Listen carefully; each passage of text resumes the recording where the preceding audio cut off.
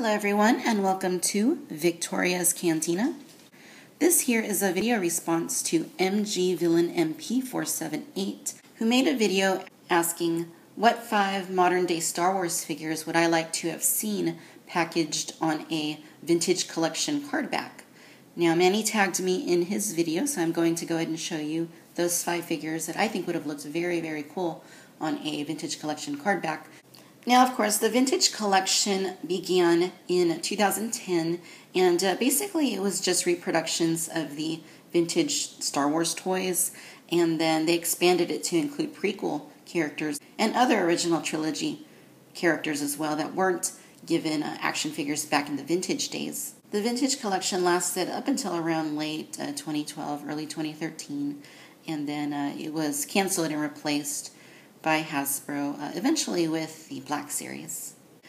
Before that, Hasbro had made a few attempts to recreate the vintage cardbacks back in the 2004 original trilogy collection, and they released just a handful of figures that year. A couple years later, in 2006, they did the same thing again, and then in 2007, they released another small selection of figures on vintage reproduction cardbacks. And as those were very successful, I suppose they chose to implement them again for the main line in 2010. So what 5 figures do I believe should have been released on vintage collection cardbacks? Well, let's find out. Well, for starters, I think Count Dooku would have been a stellar choice to have been placed on a vintage collection cardback. Of course, the late great Christopher Lee played Count Dooku / Darth Tyrannus.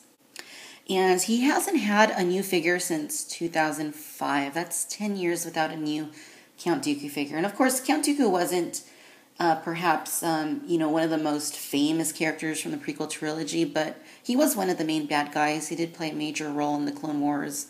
This one still holds up pretty well. I would say it's from the Evolutions 3-pack. It has a nice sculpt, pretty decent likeness, nice looking body and outfit. It's a good figure even still. However, I think Hasbro really should update it about now. Even in the 6-inch Black Series, I think it'd be really cool to see a updated Darth Tyrannus figure. The second figure on my list is the Imperial Dignitary. This particular one here is from 2004, and that's the last time Hasbro attempted doing Imperial Dignitaries. There were 2 of them. This was one of them. I think it would have been really cool if Hasbro would have finally gotten around to updating this figure and giving us one on the vintage collection cardbacks. The third figure that I think Hasbro should have released on a vintage collection cardback is the ATAT Driver. Now, I had to go back and look and just make sure that they didn't actually release this figure on a vintage collection cardback, because it makes perfect sense to have done so.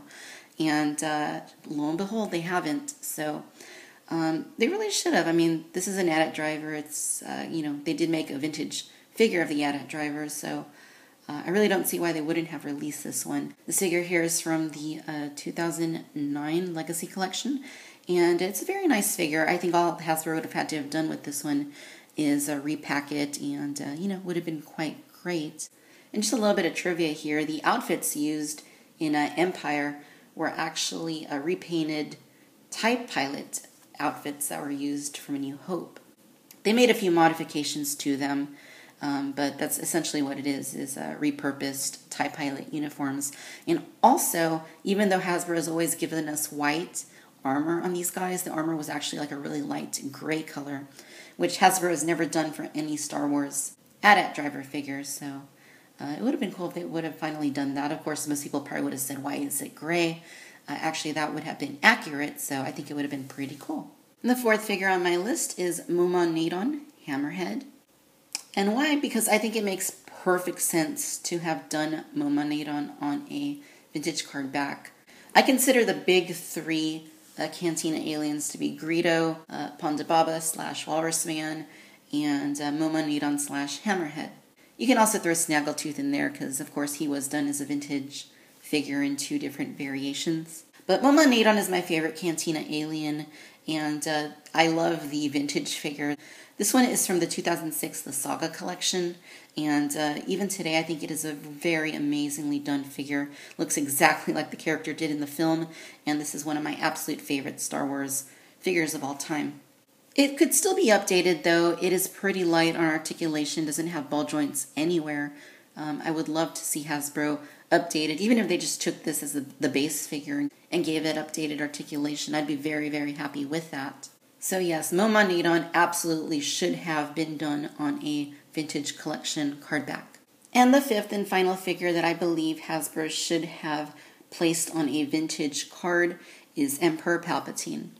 This here is the 2004 Emperor Palpatine that came out as part of the Star Wars line, as it was called. Some people call it Saga. I just call it the Star Wars line because that's what it was. And it spanned all 6 films and a little bit of expanded universe. This isn't a very good figure at all. I mean, the face on it is pretty good, but Hasbro, really ruined it with the oversized hood. Now, in 2005, they also released an Emperor Palpatine. The reason I'm not including that one here as being the latest one is because, to me, that one feels more like a prequel's Emperor Palpatine. And it's really not a very good figure, in my opinion, especially the head sculpt on it. Recently, I reviewed the new 6-inch Black Series Emperor Palpatine figure that Hasbro gave us. I think it is an absolutely amazing figure. It's one of my absolute favorite in the 6-inch Black Series lineup.